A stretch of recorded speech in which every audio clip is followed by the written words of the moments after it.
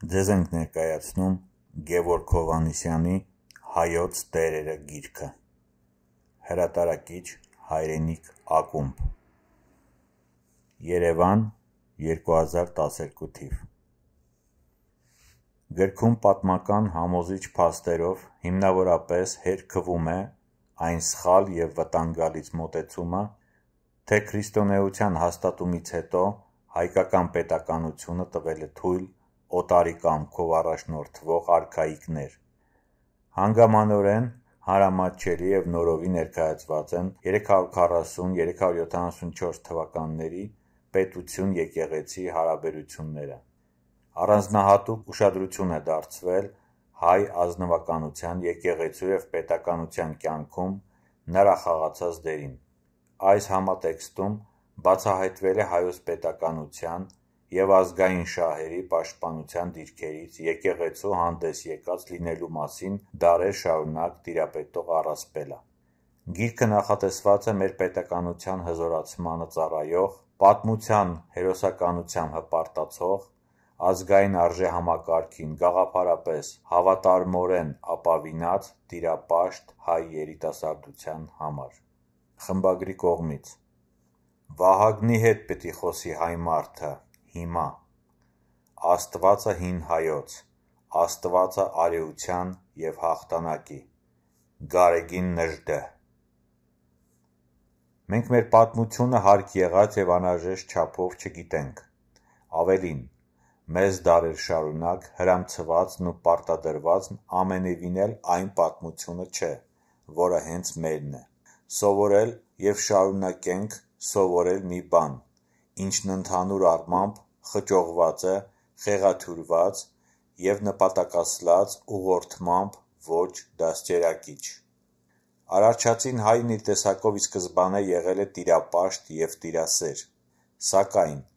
հայոց աշխարհում քրիստոնեության որպես պետական կրոն հաստատման և պետականության կորստի արդյունքում զրկվեցինք ու կորցրեցինք մեր ազգային արժեհամակարգի կարևորագույն վճռորոշ գործոններից մեկը՝ Տիրոջ ոգին և զգացումն ու նրա հանդեպ անվերապահ, հլու հնազանդ պարտավորվածությունը։ Գրքում ներկայացված են արտաքին հերոսական հաղթանակներն ու ներքին ողբերգական պարտությունները։ Այս գիրքն ակադեմիական աշխատանք չէ, նմանին բնորոշ բնութագրիչներով։ Հեղինակն իրադարձությունները և հերոսներին ներկայացնում գնահատում է կենդանի և աշխույժ կերպով, հայավարի, և ըստ այդմ էլ գիրքն ընթերցվում է մեկ շնչով։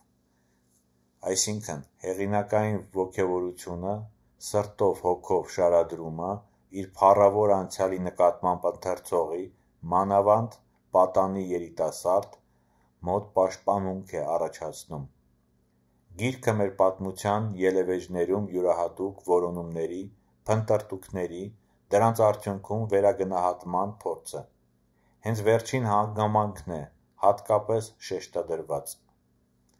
Այն նաև հետազոտվող ժամանակահատվածի վերապրման վերաիմաստավորման փորձ է, ընդ որում ընթերցողին էլ դրան տրամադրող։ Հեղինակը ձգտել է այդ որոնումների շնորհիվ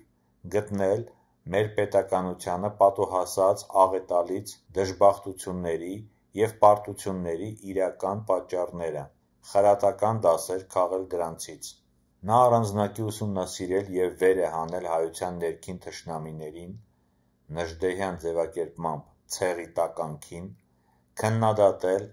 պախարակել պետական ընտրախավի որոշ տարրերի երկպառակտիչ պահվածքը, տվել դրա ախտաբանական հատկանիշները, առաջին հերթին ռազմի դաշտում հայրենադավ օտարամոլությունը։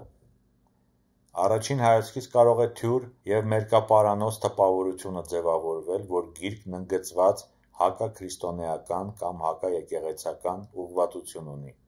կամ էլ հեղինակն իր առջև խնդիր է դրել սևացնել այն կրոնական, ռազմական և պետական գործիչներին, որոնց գործունեության հետ մասնակի կամ ամբողջությամբ համաձայն չէ։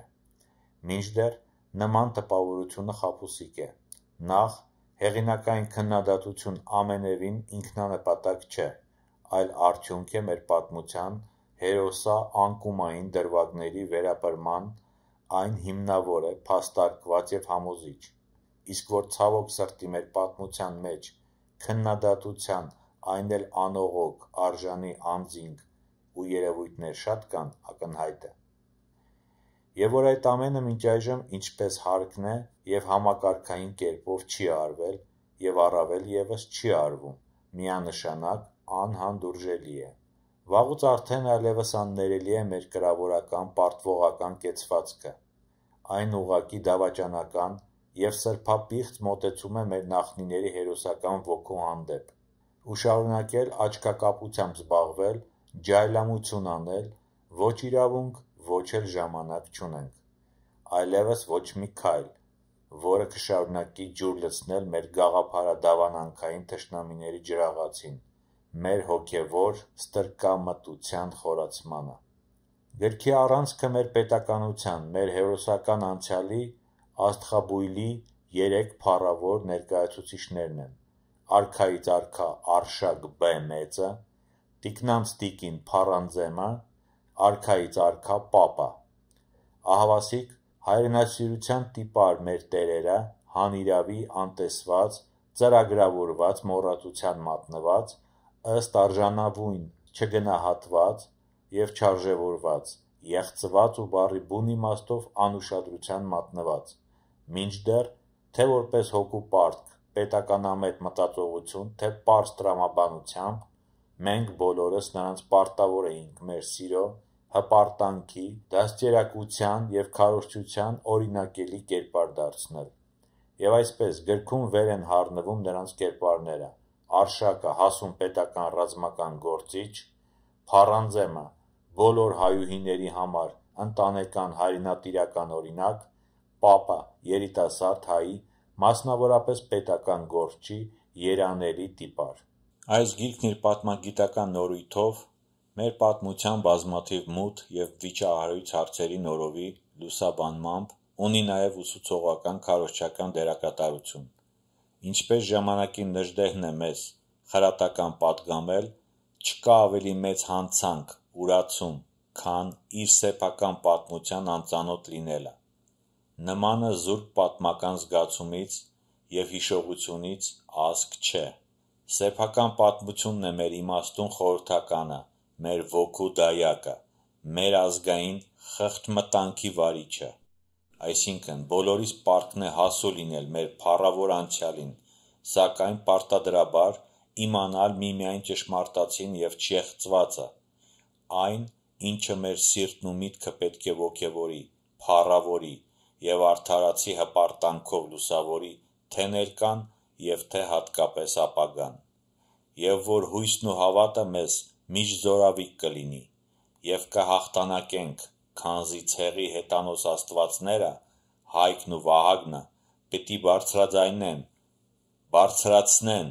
շատ հնկեց մեր բազուկը և վարեն նրա հարվածները։ Նժդեհ։